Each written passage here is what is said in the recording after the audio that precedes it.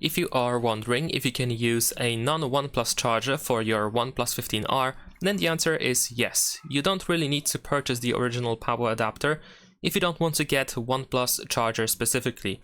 In my case, I can use, let's say, this 120 watts Realme power adapter, and of course OnePlus, Oppo and Realme are more or less the same companies with small differences, and they make almost exactly the same power adapters. So you can, for example, look for Oppo or Realme power adapter, or another brand that is actually like a sub-brand for the main one. But if you don't really want to get like OnePlus, Oppo or Realme power adapter, you can also use any other brand. For example, in this case over here, I have a Xiaomi power adapter, and it works as well. Of course, it's not as fast as the other one that I have, but it's still gonna work. It still can charge my OnePlus 15R.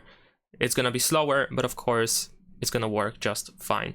So if you want to, you don't have to purchase the original power adapter. Leave a like and subscribe.